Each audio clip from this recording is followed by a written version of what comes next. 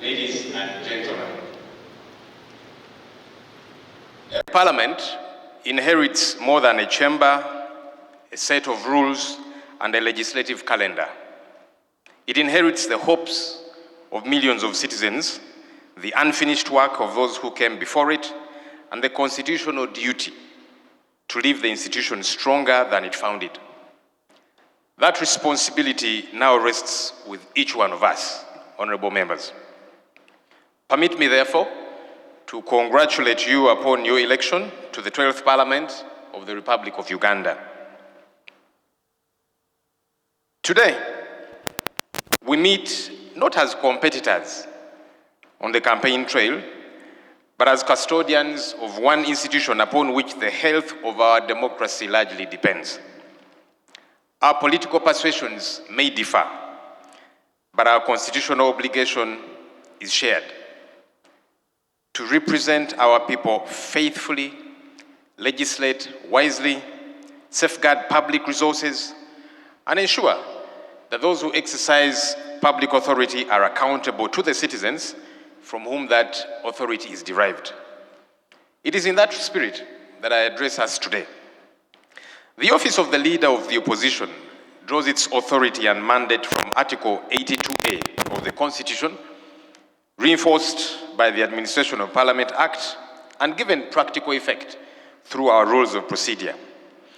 It sits within the constitutional architecture through which Parliament holds the executive to account, a function that is not just ceremonial.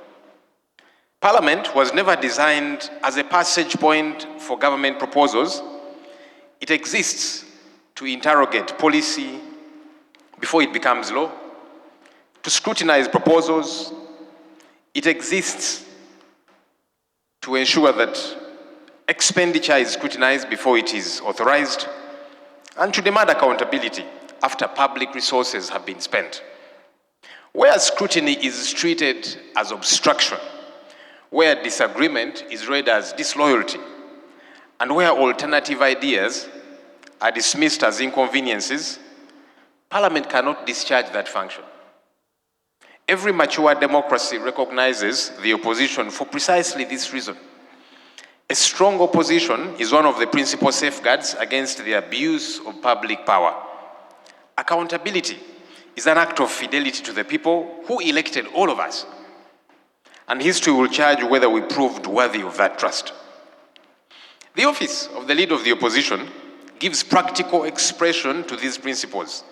It coordinates the work of the shadow cabinet, supports members through research and policy analysis, scrutinizes legislation and public expenditure, contributes to parliamentary business, and presents alternative policy proposals for consideration by the House. Equally important, the opposition chairs Parliament's accountability committees, because oversight is strongest when exercised independently of those responsible for implementing government programs. That arrangement reflects a constitutional understanding that public accountability is strengthened when scrutiny is credible, objective, and fearless. Honorable members, throughout the 11th Parliament, the Office of the Leader of the Opposition advanced parliamentary accountability through alternative policy statements, alternative budget priorities, minority reports, petitions, motions, matters of national importance, and oversight visits to public institutions and government projects, all aimed at ensuring that decisions of this, our august House, were informed by evidence, alternative perspectives, and the realities on ground, rather than by the government's account alone. Honorable colleagues, as we begin the work of the 12th Parliament, we should remain guided by a simple but profound truth. The confidence of the people in this institution will depend less on what we say or what we do. The confidence of the people in this institution will depend less on what we say than on what we do. Every law we pass, every budget we approve, and every oversight report we adopt must answer one fundamental question: Will this improve the lives of the people who entrusted us with their vote? The Constitution has entrusted Parliament with 4 cardinal responsibilities: to legislate, to represent our constituents, to appropriate public resources, and to hold the executive accountable.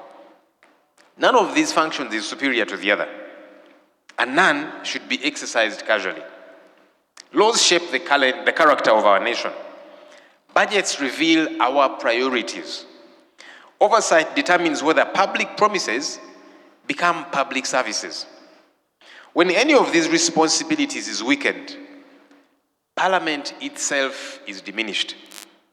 Permit me, therefore, to offer 3 reflections that I hope will guide our work during this Parliament. First, let us safeguard the independence of Parliament. The authority of this institution does not rest in its buildings, its procedures, or even its traditions. It rests in the confidence that Ugandans have that their representatives can deliberate and decide freely, guided only by the Constitution, the law, and their conscience. Secondly, colleagues, let us protect the culture of meaningful debate. We shall not always agree, nor should we. Democracy was never designed to eliminate disagreement. It was designed to ensure that disagreement is resolved through reason rather than through intimidation, through persuasion rather than coercion, and through constitutional processes rather than arbitrary power. A parliament that welcomes diverse opinions almost always produces stronger decisions than one in which only one voice is heard. So, even though we sit on different sides of the House, we are not enemies, colleagues. And we should always be open to criticism and divergent views. Thirdly, let us defend the principle of accountability with equal determination, irrespective of who occupies public office. Public resources belong neither to government nor to Parliament. They belong to the people of Uganda. Every shilling appropriated by this House carries with it a solemn obligation to account for how it is spent. That obligation does not change with political seasons because accountability is the currency through which citizens place their trust in public institutions. Holding government accountable, colleagues, is not just to do with how money is used, but also how power and authority is used, and how the laws that we pass as Parliament are adhered to. Colleagues, it should bother us, all of us, regardless of our political differences, whenever we see a disregard for the rule of law. We are the ones who make these laws, we, as Parliament. So it's incumbent upon us to defend these laws. For example, the Constitution provides for how suspects are apprehended.